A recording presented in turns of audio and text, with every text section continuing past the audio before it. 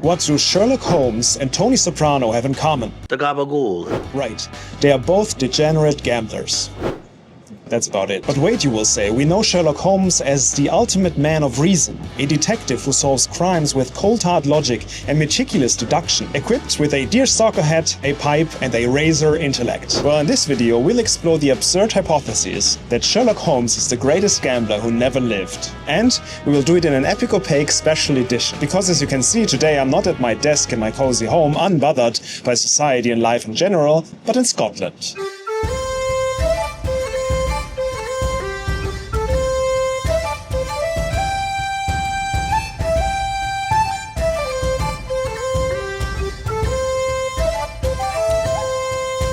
Because to truly understand Sherlock Holmes, you have to understand the man behind him, Sir Arthur Conan Doyle, a man of many contradictions. And to understand these two men, you have to walk in the worlds that created him. The scientific rigor of Edinburgh's laboratories and the theatrical flair of London's foggy streets. In this special journey, we travel with Arthur Conan Doyle from his birthplace in Scotland to the heart of Victorian London. And beyond those two poles, we venture out to the wild Isle of Skye and the windy links of St. Andrews to discover what Sherlock Holmes truly was. Along the way, we will see how Doyle's own life and beliefs intertwined with his fictional detective. It's a story of two men, one real, one imagined, and the curious gambling bond between them. Come Watson, come. The game's afoot. Consider again that dot. That's here. That's home. That's us. Now I become that. Wake up. Our journey begins in Edinburgh in 1859. Arthur Conan Doyle is born here, in a city of dark stone and bright minds. Victorian Edinburgh is the Athens of the North, a powerhouse of Scottish Enlightenment, where empiricists like David Hume and innovators like Adam Smith and James Hutton once walked. By the late 19th century, it remains a city that is obsessed with empirical evidence, famed for its medical schools and anatomy theatres. Young Doyle enrolls as a medical student at the University of Edinburgh, where he encounters a professor who will forever change his life, Dr. Joseph Bell. Dr. Bell is a surgeon with an almost supernatural talent for observation. Doyle works as his clerk at the Royal Infirmary and witnesses his method firsthand. Bell can glance at a stranger and deduce their occupation, habits, and recent activities with an eerie accuracy. He would sit in the patient's waiting room with a face like a red Indian and diagnose the people as they came in before they even spoke. Doyle later recalled, with a good old-fashioned sense of ignorance, as he did at the time. Bell could tell a sailor by the tan on his face and the cut of his boots, or identify a tradesman by the calluses on his fingers. He once upbraided a student, "No, you mustn't touch him. Use your eyes, sir. Use your ears, use your brain." From close observation and deduction, gentlemen, you can make a correct diagnosis. This method of diagnosis by deduction imprinted itself on Doyle. Years later, he freely admitted that Sherlock Holmes' razor-sharp profiling was directly modeled on Dr. Bell.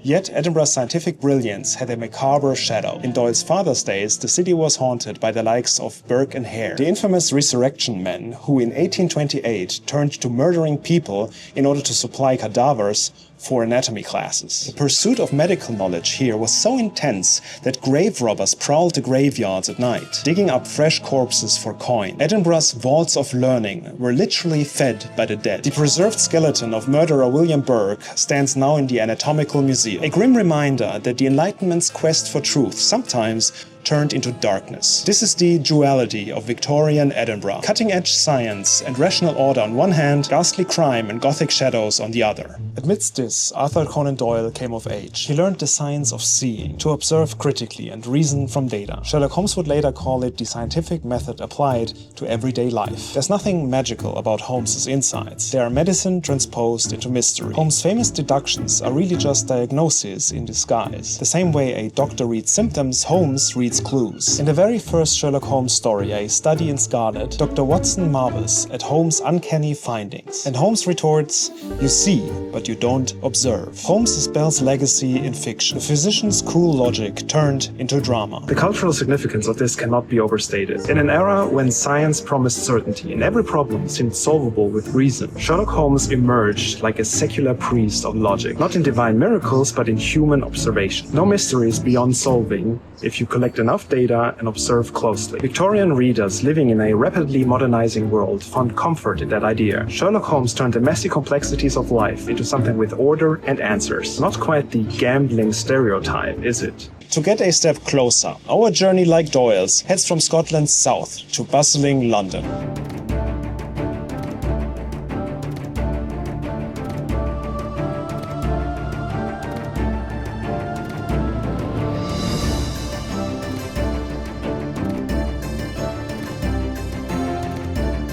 By the 1880s, Arthur Conan Doyle is a struggling physician in Portsmouth at the English coast. Patients are few, bills are many. So in his spare time, Doyle turns back to writing, a childhood hobby, in order to make ends meet. In 1887, he publishes A Study in Scarlet, a short novel in which Sherlock Holmes and Dr. Watson make their debut. The story introduces Holmes' Baker Street residence and his method of deduction, but it appears in an obscure holiday magazine and goes mostly unnoticed. It is only a few years later when Doyle starts writing short stories about Holmes for the Strand magazine in 1891 that the character truly ignites into a phenomenon. The Strand, a popular new monthly, serializes Holmes' adventures, and Londoners get quickly addicted to these clever puzzles solved by the eccentric detective. The magazine's sales skyrocket on Holmes' back. It soon becomes the best-selling monthly in Britain, built on the massive popularity of the consulting detective Sherlock Holmes. In Doyle's stories, 221B Baker Street was the lodestone of logic, the rooms in which Holmes and Watson convene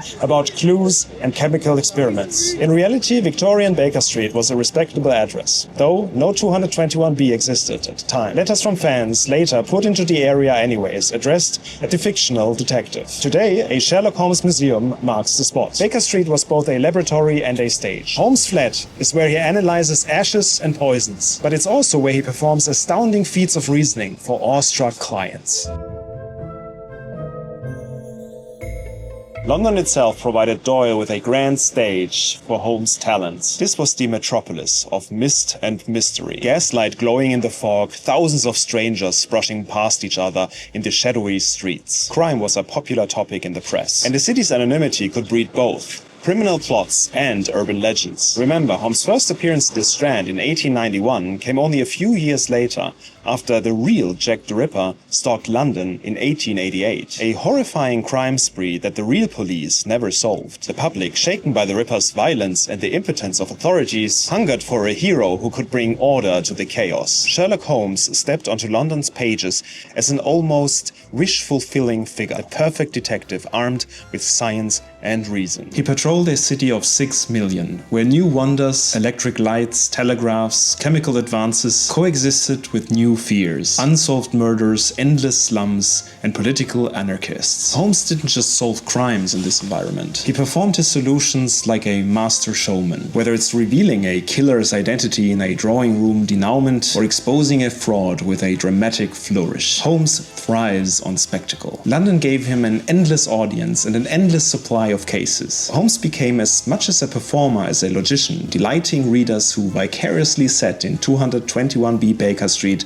watching him unveil each mystery. The Sherlock Holmes short stories, released month by month, created a serialized suspense that mirrored the episodic rhythm of urban life. Readers eagerly awaited each new case, much like modern fans binge a TV series. Every story was a self-contained crime puzzle, yet collectively they painted a portrait of modern London's psyche. A populace anxious about hidden threats, a mysterious opium den, a secret society, a beast stalking the moors, and hopeful that someone with clear eyes would dispel the darkness. In Holmes' world, every bizarre occurrence had a rational explanation once the clues were sorted properly. This was deeply reassuring in an era of change. It's no wonder that when Doyle tried to kill off Holmes in 1893 in The Final Problem, public outcry was enormous. People wore black armbands in mourning. The Strand lost thousands of subscribers. Holmes had become larger than fiction, a symbol of reason in a chaotic world. But what happens when you do not have data at all?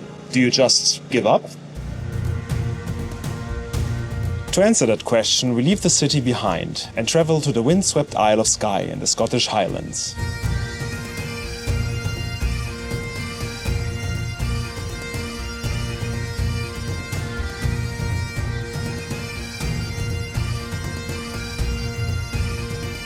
Why Skye? Conan Doyle himself visited Scotland often. He was himself, after all, a Scotsman at heart. And today, Skye's dramatic landscapes give us a metaphor for the limits of Sherlock's world. Also, I came here anyway, so why not use it for your entertainment? Here, jagged mountains pierce the mist, and the howl of wind drowns out certainty. In the city, Holmes could scrutinize muddy footprints or consult timetables of trains. On Skye's barren moors, the elements erase the evidence. Footprints don't last on rocky cracks, and clues vanish into peat bogs. This is a place where deduction alone might falter. Arthur Conan Doyle's life had its own Skye moment, when cold logic failed to bring him comfort. Despite being the high priest of rationalism through his fiction, Doyle in later life drifted into mysticism. The catalyst was World War I. The Great War shattered Victorian certainties. Doyle lost family members, including his son Kingsley, in the 1918 influenza pandemic and the war's aftermath. Grief-stricken and seeking meaning beyond what science could offer, Doyle embraced spiritualism, the belief that one could communicate with spirits of the dead. The great rationalist author now attended seances and defended alleged mediums. In 1920, he famously championed the case of the Cottingley fairies, two young cousins who produced photographs of fairy creatures in their garden. Doyle, longing for evidence of a spiritual realm, declared the photographs genuine and published them in the Strand with unabashed enthusiasm. When our fairies are admitted, other psychic phenomena will find readier acceptance, he wrote, hoping that the belief in these tiny winged beings would jolt the material 20th century mind into openness to the unseen. It was a remarkable turnabout for the man whose creation Sherlock Holmes famously said, "It is a capital mistake to theorize before one has data." Doyle was now leaping into faith where he had no data, driven by heartache and hope. Many ridiculed him for it. The fairy photos were later proven hoaxes, but Doyle didn't waver in his spiritual convictions. What about Sherlock Holmes in all this? The fictional detective remains the paragon of logic, but even within the stories, we see hints at a soul that seems uneasy with pure reason. Holmes, with all his intellect, is also an artist. He plays the violin passionately, he has bohemian quirks, he lapses into cocaine use when he has no case to stimulate him. These facets hinted at something that Doyle perhaps knew. A human being cannot live by logic alone, obviously.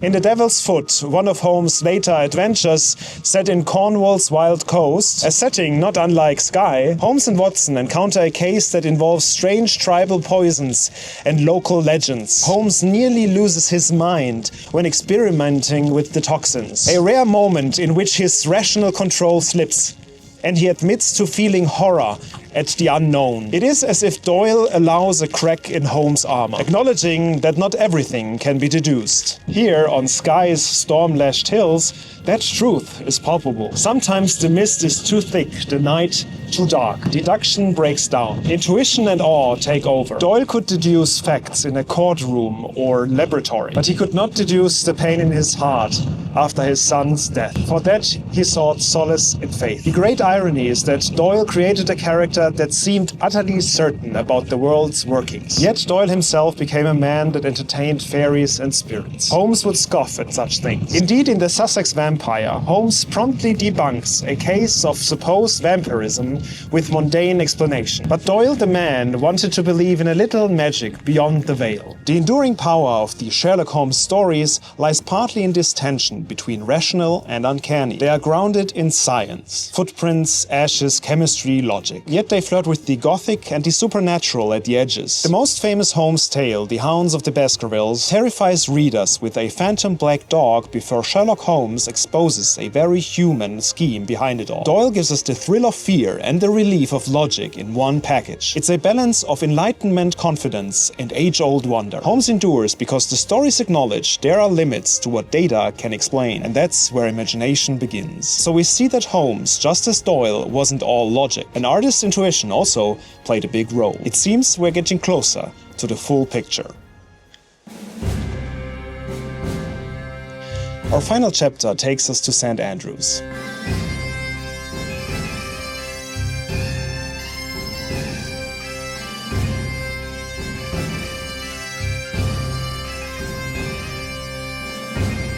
a windy town on the east coast of Scotland famed as the home of golf. Here on the old course's rolling links, we find a fitting metaphor for Sherlock Holmes' true method. Not divine certainty, but playing the odds. On a golf course, every stroke is a calculation of probabilities. Gauging the wind, the slope, the distance, knowing you can never be 100% sure where the ball will land. You take your best shot based on experience and likelihood. And this is exactly how Holmes approaches his cases. Once you eliminate the impossible, whatever remains, however improbable, must be the truth, he famously tells Watson. That line sounds authoritative, but it's essentially Holmes saying, we narrow down the options and then we take the least unlikely one. It's a Bayesian way of thinking, decades before Bayesian statistics have been formalized. Holmes constantly updates his hypotheses with new evidence, raising or lowering the odds of each scenario until only one plausible solution remains. He doesn't actually know the truth from the start. He deduces it by systematically ruling things out. In modern terms, Holmes is doing probabilistic reasoning, not magic. If he were alive today, as one analyst quipped, Holmes might be building predictive models or running data analysis. He's essentially a 19th century data scientist in a frock coat. Now consider Arthur Conan Doyle's own life as a series of bets. Doyle was not a one-note intellectual. He was a restless adventurer who tried many paths. Before Sherlock ever took off, Doyle wrote a series of historical adventure novels, tried and failed to start a medical practice, and even volunteered as a ship's doctor on an Arctic whaling ship in his youth. He risked his steady medical career by devoting more time to writing once he saw a chance at success. In 1891, when he was still relatively unknown, Doyle decided boldly to abandon medicine entirely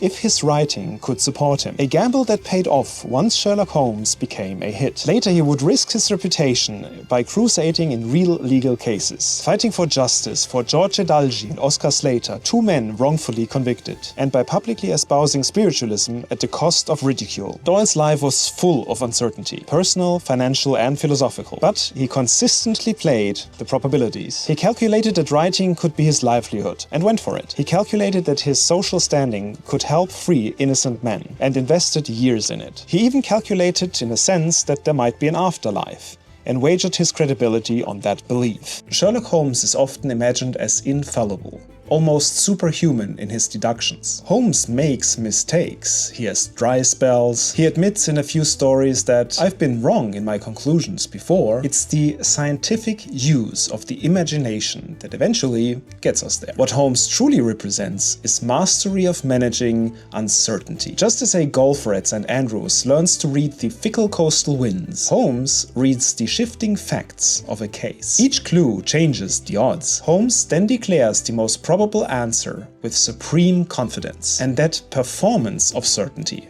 is what dazzles us. It's what one might call statistical theater. We, the audience, don't see all the mental calculations and wrong turns behind the scenes. We just see the final dramatic reveal where Holmes seems omniscient. But under the hood, it was a process of trial and error, deduction and induction. A high-stakes mind game where, as Holmes himself says, we balance probabilities and choose the most likely. It's the scientific use of the imagination. In short, Holmes' power isn't prophecy. It's a disciplined gamble that happens to pay off time and again. St. Andrews adds one more symbolic layer. Golf is a game of rules and chance. It originated here in the 15th century, and by Doyle's time it was formalized with strict rules. Much like the rules of evidence Holmes lives by, yet still subject to luck. Doyle himself was a sportsman. He played cricket professionally and undoubtedly swung a golf club a few times. One can imagine Doyle strolling these links, reflecting on how life,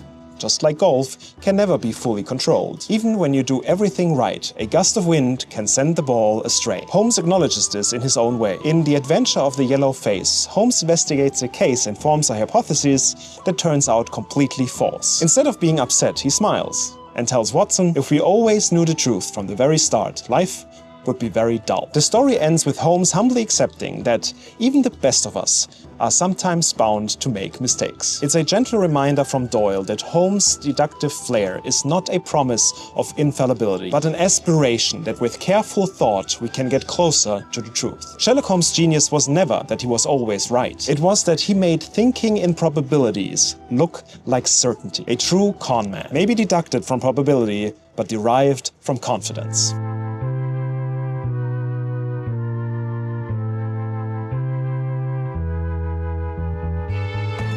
Standing on a hill overlooking Edinburgh at dusk, we conclude our journey where it began. The city's skyline of church spires, castle battlements is spread below, lights twinkling as night falls. A view both rational in its orderly streets and romantic in its mystery. In this closing moment, let's piece together what we've learned, like Holmes solving his final case. Sherlock Holmes, the detective who never lived and never truly lost, can be seen as the greatest gambler in all fiction. Not a gambler at cards or horses, but a gambler at heart. In the way he approaches truth. He plays a perpetual game of odds. Each case is a wager that his interpretation of the clues is correct, that human nature and logic will follow the pattern he expects. And with almost every case, Holmes wins the jackpot. The mystery solved, the criminal caught, and the innocent vindicated. But unlike a casino game, Holmes' odds aren't left to blind chance. They are meticulously calculated through his observational genius and knowledge. In other words, Holmes makes his own luck. As one commentator observed, it's surprising that with rare exceptions, he was right as often as he was, given that his so-called deductions were really risky inferences. Holmes' superpower was never that he had some inborn omniscience, it was that he embraced uncertainty and risk in the pursuit of truth, and did so with supreme confidence. This is the mindset of a gambler at its best. Not reckless, but bold and strategic. Holmes teaches us that in order to discover great truths, one must sometimes roll the dice on a well-informed hunch. That unwavering dance with probability, more than the deerstalker cap or the magnifying glass, is what truly makes Sherlock Holmes a legend, and led him to become the most portrayed literary character of all time. A Guinness World Record, secondary only to Count Dracula.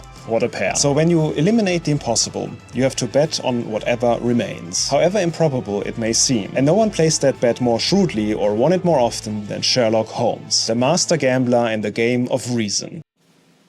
Thank you for watching this Epic Opaque special. If you enjoyed this video, consider commenting, liking or subscribing. It really does help the channel a bunch. And shout out to the very first member of the Epic Opaque channel membership. This person's comment under a video is the very reason why the whole membership program even exists, and I want to thank you for your initiative and support. Especially as of right now, the membership is really just a way for people to support the channel. There are no exclusive videos or any exclusive content, as all I have is going into making these videos themselves. But hopefully this will change soon. Check out the other videos for more mind-bending and ridiculous questions, just as cut-out fairies. See you next time. I want to go home now. I don't want to be outside anymore. It's fucking and mud. It's horrible. Everything I cherish is inside. Nothing is outside. I want to... It's horrible. Let's go home.